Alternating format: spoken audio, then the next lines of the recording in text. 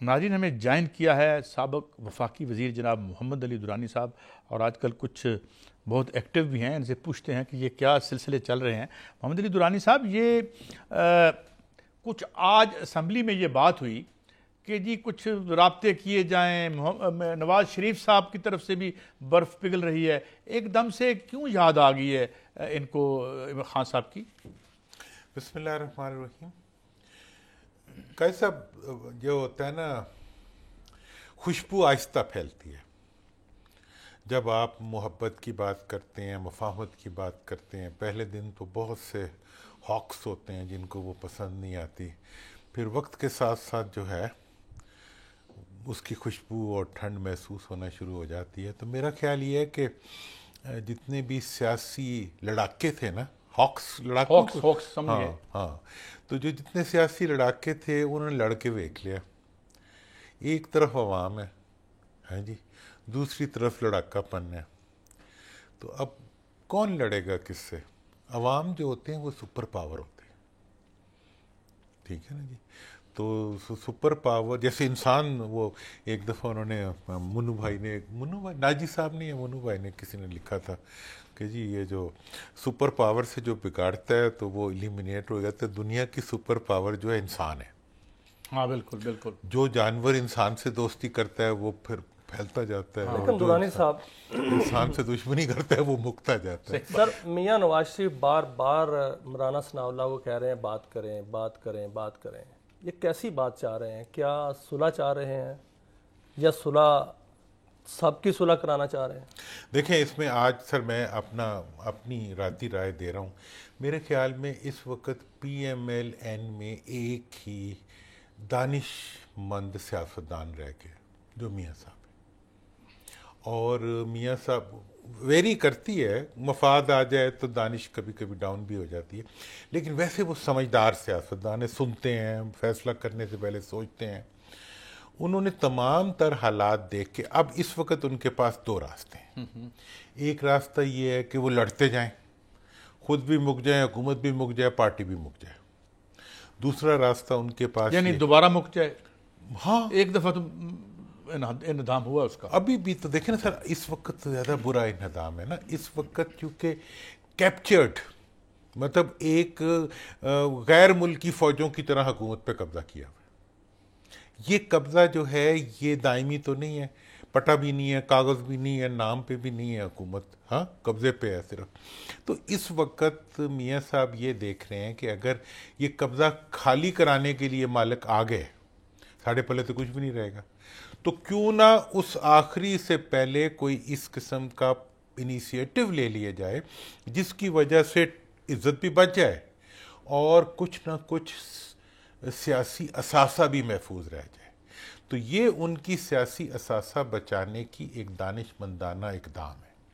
मैंने तो उन्हें मशवरा दिया था कि भाई वो मियाँ साहब को अभी परसों, कि ये वो मौका है जिस वक्त मियाँ साहब को चाहिए कि वो रिज़ाइन कर दें असेंबली से। वो कभी मैं इस असेंबली के अंदर, इस असेंबली को मैं उस तरह से नुमाइंदा नहीं। कुछ लोगों ने किया भी, साद रफीक साहब ने किया, हाँ, और राना सनाउल्लाह साहब ने भी बताया जाता है कि उनके यार नहीं। हाँ, ये मौका था कि बलूचिस्तान के साथ भी यकजहती का मुजाहरा हो जाता। और आप देखें इस वक्त मुल्क में नेशनल और तमाम सूबाई असम्बलियाँ जो हैं वो गैर नुमाइंदा है।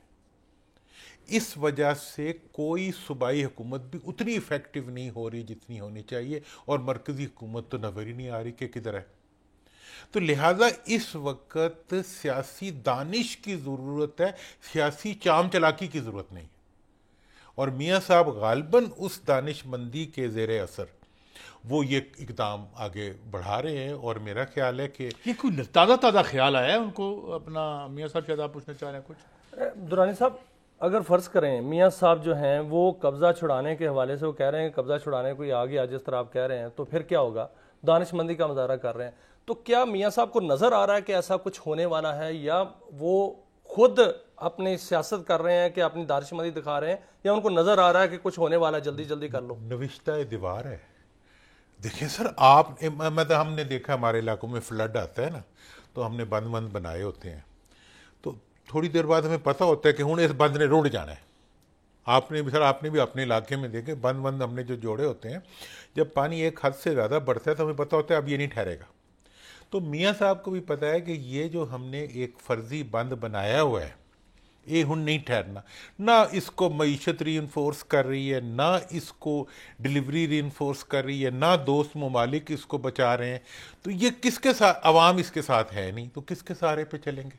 सर फौज ने तो कह दिया है कि हम न्यूट्रल होने जा रहे हैं, और कल नैब तरामीम का फैसला भी आ रहा है। अगर नैब तरामीम का फैसला वही बरकरार रहता है जो उमर अता बंदयाल साहब देकर गए थे, तो फिर क्या होगा? फिर तो उधर फौज न्यूट्रल और इधर नैब तरामीम खत्म। तो फिर देखें जी, आप देखें साहब, मैं तो आपको पता है मैं तो एक अरसे से यही इलेक्शन से पहले यही पिटना पिटाना शुरू किया कि यार सुलह सफाई करके नेशनल यूनिटी गवर्नमेंट बना लो, ताड़ी भी इज्जत रह जाए, दूजियां दी भी रह जाए, मुल्क आगे निकल जाए। नहीं, सानू तो वादा हो गया, ठीक है नहीं, हम तो अब आएंगे, फिर आने के बाद फिर भी नहीं चैन आया, असी तो जनाब इन्होंने जीपा दे थले दे देंगे। मतलब ये होता है कि अवाम के साथ कोई इलेक्शन वाला दिन, आपको याद होगा उस दिन मैंने कहा था कि अगर अवाम साथ ना हो तो फिर कोई साथ नहीं देता। तो ये हकीकतें जो होती हैं ये नविश्ता दीवार होती है, कोई साइंस नहीं होती। लेकिन साहब देखें, ये बानी पीटीआई का केस है, अगर वो जीत जाते हैं तो फिर आप समझते हैं दुरानी साहब के उनके बाकी केसेस जो हैं उन पर भी इसका असर पड़ेगा? देखिए मैं आपको बताऊं, उनके वो ये एक केस जीतना और एक केस हारना ये कोई मतलब कंप्लीट पिक्चर नहीं होती मेरे ख्याल में। लेकिन ये है कि एक ट्रेंड है जो इस वक्त चल रहा है कि अदालत अब वो अदालत नहीं रही जो एयरपोर्ट के अंगूठा लगा के आपको छोड़ दे। हाँ, बदलाव तो आ गया है, बदलाव तो आया है। जी जी। मतलब जो अंगूठों से जो अदालतें चलती थी वो अब अंगूठों वाली अदालतें नहीं रही, ठीक है ना। मतलब मैंने तो कहा कि भाई अब हुकूमत इस वक्त कोशिश कर रही है कि वो जस्टिस मुनीरों की एक फौज पैदा कर ले, ठीक है ना जी। अदालत कह रही है कि जी हमने तो कार्निलियस बनना है, मतलब वो they have their own standards. और ये कितनी खुश आइंद बात है। देखें, इतनी मायूसी के दौर में अगर कोई उम्मीद की किरणें हैं, एक तो अवाम का रवैया है, टकराव भी नहीं कर रहे और अपनी जगह पे खड़े भी हैं। तो अदालतों का रवैया है कि अदालतें जो हैं वो सरवाइव भी कर रही हैं और वो अपने फैसले भी कर रही हैं और लड़ भी नहीं रही। लड़ने की कोशिशें हो रही हैं लेकिन लड़ नहीं रही। इसी तरह मुल्की इदारे हैं, मुल्की इदारे मुल्क के मफाद में अपनी कानूनी हदूद के अंदर आ। देखें, मतलब इतनी अच्छे अगर आप कोई समझे कि कितनी तेज़ी से इस वक्त पॉजिटिविटी की तरफ हम बढ़ सकते हैं और बढ़े हैं कि देखें जी, अब जैसे आज की जो प्रेस कॉन्फ्रेंस थी वो बड़ी बैलेंस्ड प्रेस कॉन्फ्रेंस थी मेरा ख्याल है, कि जिसमें उन्होंने एक पॉजिटिव मैसेज दिया कि हम सियासत में नहीं है इन्वॉल्व।